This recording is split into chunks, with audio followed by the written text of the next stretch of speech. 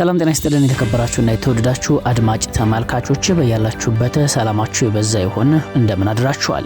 ከኢትዮ ኒውስ 24 የሰዓቱን ዜና ጥንቅሮች እናስደምጣችኋለን። ኢትዮ ኒውስ 24 ከዛሬ ጀምሮ አዳዲስ መረጃዎችን ወደ እናንተ የሚያደርስ ይሆናል። አድማጭ ተመልካቾቻችን እናንተም ቻናሉን ሰብስክራይብ በማድረግ ቤተሰብ እንድትሆኑ ከወዲሁ ልናሳስባችሁ ወደድን። የሰዓቱን ልዩ ልዩ መረጃዎች በዝርዝር ከመንገራችን በፊት የዜና አርዕስተ ርዕሰ ጉዳዮችን እናስደምጣችሁ።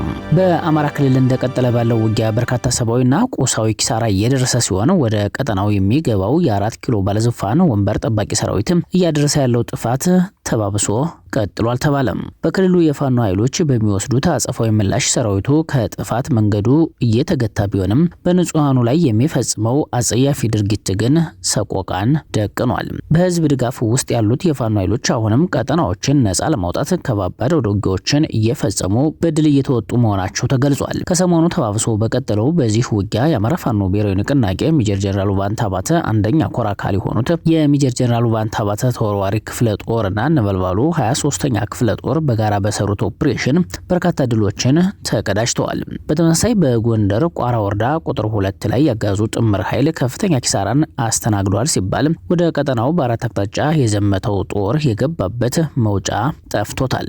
ኮማንዶ፣ ባህር ኃይሉ፣ አየር ኃይሉና ልዩ ተልዕኮ ወታደሩ እየገባ ባለቀበት ሸዋ ምድርም ከባባድ ውጊያዎች እየተደረጉ ናቸው። አማራ ፋኖ ብሔራዊ ንቅናቄ ሸዋ ጠቅላይ ግዛት አሳምነው እዝ መሐመድ ቢሆነኝ ኮር የአስቴ ጎማ ተራራ ክፍለ ጦር በብልጽግና ኃይል ላይ በወሰደው አጸፋዊ ምላሽ ባለድል መሆኑንም ይፋ አድርጓል። መረጃዎቹን ከክልሉ በሁሉም አቅጣጫዎች በዝርዝር አዘጋጅተናቸዋል። በቅደም ተከተል ተሰሟቸዋላችሁ። 21ኛ ክፍለ ጦር 5ኛ ሻለቃ ልዩ ስፍራው አጣጎይ ከተባለ ቦታ ደፈጣ በመስራት ታላቅ ተጋድሎ በማድረግ ድልን አስመዝግበዋል። የአማራ ፋኖ ብሔራዊ ንቅናቄ ወሎ ቤት አማራ ሚኒሊክ ዕዝ 303ኛ አሳምነው ኮር አካል የሆነው 21ኛ ክፍለ ጦር 5ኛ ሻለቃ ባንጎት ወረዳ ከጅጣ ወንዝ እስከ አሁን ተገኝ ከተማ መንገድን ግራና ቀኝ በመያዝ የጠላት ጦር ላይ አግባብ ያለው ጥቃት መፈጸማቸው ነው የተመላከተው። ሌላኛው በሰዓቱ የምትሰሙት መረጃችን ነው። በክርስቲያን ታደለና ዮሐንስ ቦያለው ላይ ድብደባ የፈጸመው ፖሊስ ሊከሰስ ስለመሆኑ ተነግሯል። በእናቶ ዮሐንስ ቦያለውና በአቶ ክርስቲያን ታደለ መዝገብ ስር በሚገኙ ተከሳሾች ላይ የቂሊንጦ ማረሚያ ቤት አመራር ኢንስፔክተር ደሪባ ሰበታ ፈጽመውታል በተባለ የሰብአዊ መብት ጥሰት ምክንያት የፌዴራል ፖሊስ በምርመራ አጣርቶ ለአቃቤ ሕግ ማስረከቡን ለፍርድ ቤት አስታውቋል። የህወሓቱ ጀነራል የፌዴራል መንግስቱ ላይ ዝተዋል። ብልጽግናን ለማስወገድ ተዘጋጅተናል ሲሉ በአደባባይ ወጥተው አስረድተዋል። የጀነራል ታደሰን እንቅስቃሴ እግር በእግር እንዲከታተሉ ትዕዛዝ የተሰጣቸው እኒህ ጀነራል ሁሉም ነገር አልቋል፣ በቅርቡ ጠብቁን ሲሉ አስረድተዋል። በሌላ በኩል በትግራይ የድሮን ቅኝት እየተደረገ መሆኑ ተሰምቷል። ይህን መረጃ አንድ ታዋቂ የትግራይ ፖለቲከኛ አረጋግጠውታል። አድማጮቻችን እነዚህና ሌሎች መረጃዎችን እያደመጣችሁ በድጋሚ ቆይታችሁን እኛ ጋር አድርጉ። ወደ ዝርዝር ዘገባዎቹ አለፍን።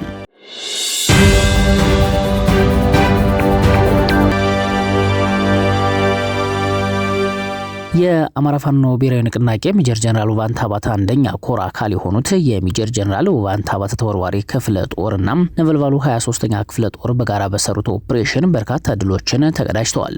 በአውደ ውጊያው አንድ ጥቁር ክላሽ ስናይፐር በውጊያ ከጥቅም ውጭ ሆኖ የተማረከ ሲሆን 48 የነፍስ ወከፍ ክላሽንኮቭ፣ 35 ያጋዙ መከላከያ ሰራዊት አባላት፣ 501 የዲሽቃ ተተኳሽ፣ 5 የዲሽቃ ሸንሽሎች ከነተተኳሾቻቸው ተማርከዋል። አንድ ብሬን ከነተተኳሹ በመማረክ ፋኖቹ ባለድል ሆነዋል። በሌላኛው ቀጠና መረጃችን በጎንደር ቋራ ወረዳ ቁጥር 2 ላይ ያጋዙ ጥምር ኃይል ከፍተኛ ኪሳራን አስተናግዷል። ሚያዝያ 23 ጀምሮ ያጋዙ ጥምር ሰራዊት መነሻውን በ3 አቅጣጫ ከቁጥር 4 ሽንፋ ቱመትና ዱባባ በማድረግ ወደ ቁጥር 1 በመጓዝ ላይ ያለም የበረሃው ፈርጦች አማራ ፋኖ ብሔራዊ ንቅናቄ በላይ ዕዝ መይስ ሰው ካሳ 2ኛ ኮር ካራማራ ክፍለ ጦር በአርበኛ አጠቃ ሞገስ በተሰጠ ስምሪት ጠላት ካሰበው ቦታ ቁጥር 1 ሳይደርስ ቁጥር 2 ላይ ከቀኑ 9 ሰዓት እስከ 10 ሰዓት ከ30 ገደማ በተሰራበት ኦፕሬሽን ከባድ ሰብአዊና ቁሳዊ ኪሳራን አስተናግዷል። ፋኖች ባለድልም ሆነዋል። በአማራ ህዝብ ላይ እንደ አሻንጉሊት የሚጫወተው የአብይ አህመድና የምስሌዎቹ የምርጫ መርሃ ግብር ድራማዊ ተውኔት ተፈጻሚነቱ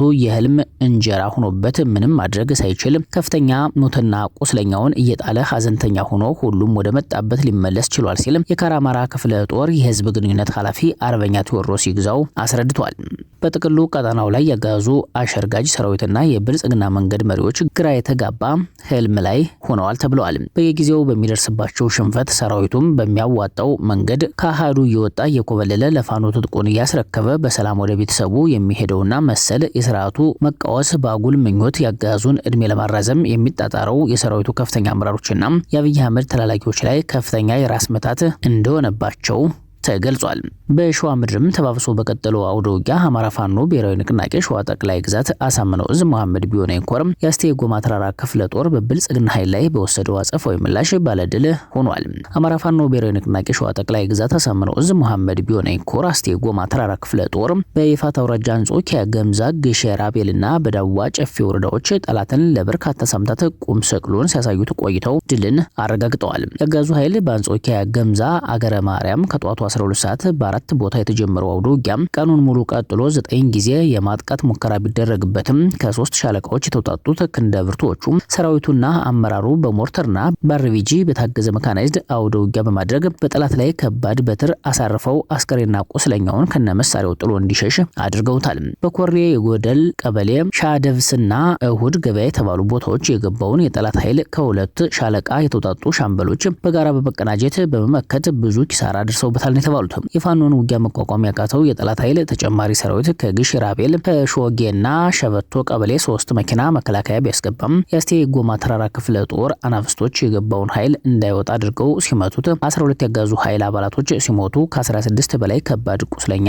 ተደርገዋል። አስከሬኑን ማንሳት ሳይችል ቀሪው ሰራዊትም ሽሽት አድርጓል። በዚህም ጠላት መሽጎባቸው የነበሩ ወታደራዊ ገዥ ቦታዎችን ክፍለ ጦሩ መቆጣጠር ችሏል። የአስቴ ጎማ ነበልባል 5 የጠላትን አስከሬን በህዝብ በማስነሳት በአማራ ባህልና ወግ በቀርቀሃና ሀገረ ማርያም ስርዓተ ቀብራቸውን አስፈጽመዋል። በወደ ውጊያው 2 ጥቁር ጥርጥር ክላሽ፣ 8 የክላሽ ካዝና፣ 312 የክላሽ ጥይት፣ 5 ወታደራዊ ሻንጣዎች፣ 2 ወታደራዊ ሳንጃ በማረክ ፋኖቹ ድልን ተቀዳጅተዋል።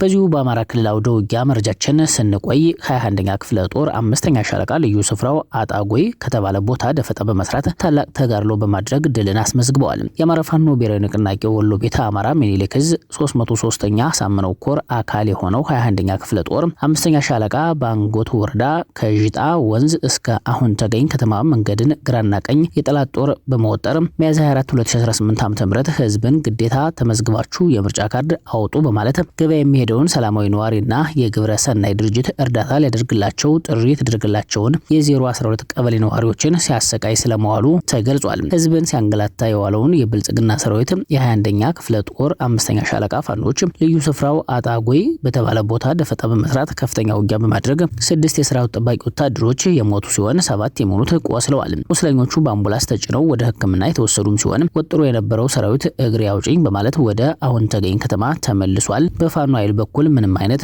ጉዳት ያልደረሰ መሆኑን የተከዜ ክፍለ ጦር ህዝብ ግንኙነት መረጃውን አድርሷል።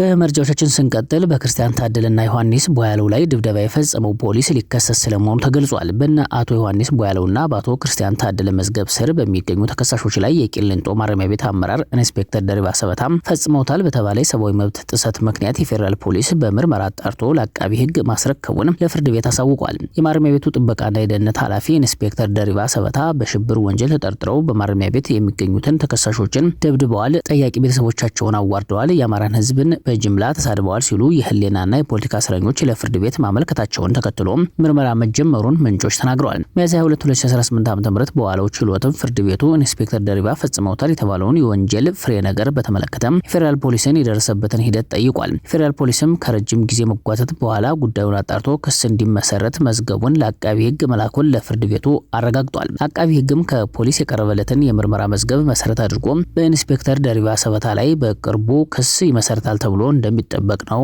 የተገለጸው። የህዋቱ ጀነራል የፌዴራል መንግስቱ ላይ ዝተዋል። ብልጽግናን ለማስወገድ ተዘጋጅተናል ሲሉ በአደባባይ ወጥቶ ተናግረዋል። የጀነራል ታደሰን እንቅስቃሴ እግር በእግር እንዲከታተሉ ትዕዛዝ የተሰጣቸው እኒህ ጀነራል ሁሉም ነገር አልቋል፣ በቅርቡ ጠብቁን ብለዋል። ይህ የጀነራሉ ዛቻ የተሰማው ከአሜሪካ እስከ አውሮፓ ህብረት ጦርነት እንዳይፈነዳ እያስጠነቀቁ ባሉበት ወቅት ነው። የህዋት ፖለቲካዊ አመራሮችና ወታደራዊ አዛዦች 4 ኪሎ የሚያሰሙትን ዛቻ ቀጥለውበታል። ከሰሞኑ የቡርኑ አመራሮች አዲስ ዓለም ባሌማ ለሁሉም ነገር ተዘጋጅ ተዘጋጅተናል፣ ሎጂስቲክስ አዘጋጅተናል፣ ከፋኖም ከሻቢያም ጋር ተጣምረናል ማለታቸው ተሰምቷል። ትላንት ደግሞ ከህወሓት ወታደራዊ አዛዦች መሃል አንዱ የሆኑት የአርሚ 60 አዛዥ ብርጋዴር ጀነራል ህንጻ ወልደ ጊዮርጊስ ብልጽግናን ለመጣል ተዘጋጅተናል የሚል ከፕሪቶሪያ ስምምነት ያፈነገጠ የተባለውን አስተያየታቸውን ሰጥተዋል። ጀነራሉ የህወሓት ልሳን ለሆነው ወይን ሚዲያ በወቅታዊ ጉዳይ በሰጡት ማብራሪያ ማንም መጠራጠር የሌለበት ሁሉም ነገር አልቋል ሲሉ ፉከራ አሰምተዋል። ጀነራሉ ብዙዎች ተሰውተውበታል ያሉትን በተናጠል ክልላዊ ምርጫ የተመሰረተውን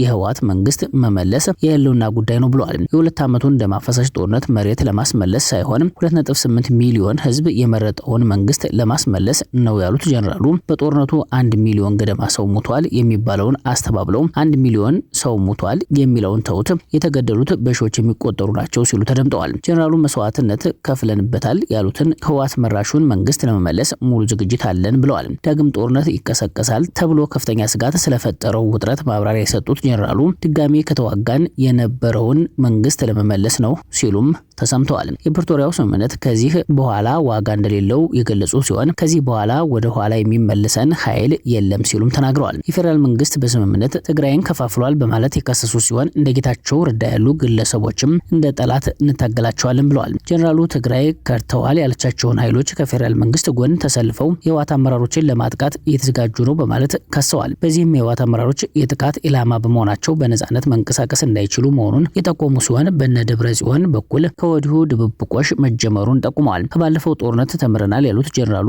ዳግም ውጊያ ከተቀሰቀሰ እንደበፊቱ በቀላሉ እጅ አንሰጥም ሲሉ ተናግረዋል። የህወሓትን መንግስት በመመለስ የቤት ስራችንን ጨርሰናል ያሉት እኒሁ ወታደራዊ አዛዥ ቀጣዩ ጉዞ የትግራይን ብሔራዊ ጥቅም ማስከበር ነው ሲሉም ነው ያስረዱትም። ጀነራሉ ይህም ቢሉም በትግራይ የድሮን ቅኝት እየተደረገ መሆኑ የጦርነቱ አፋጣኝ ሰዓት አሁን እንደሆነ ያመላከተም ሆኗል። ብልጽግና ወደ ትግራይ የተለያዩ የድሮን አይነቶችን በመላክ ቅኝት እያደረገ ስለመሆኑ የሚወጡት መረጃዎች ጠቁመዋል።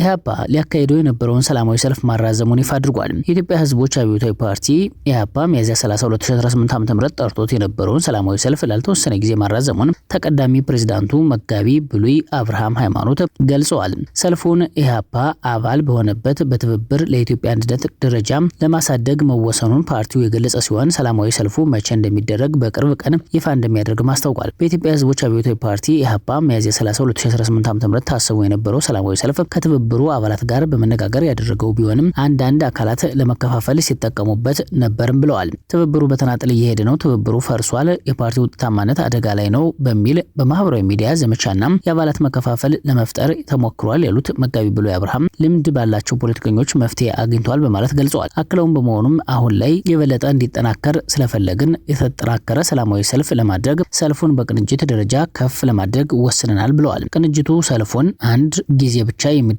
ሳይሆን የቀስቀሳ ጊዜው እስከሚጠናቀቅበት ወቅት ድረስ በተደጋጋሚ በስቴዲየሞች እና በትልልቅ አደባባዮች ለማድረግ መወጠኑንም ጨምረው ተናግረዋል።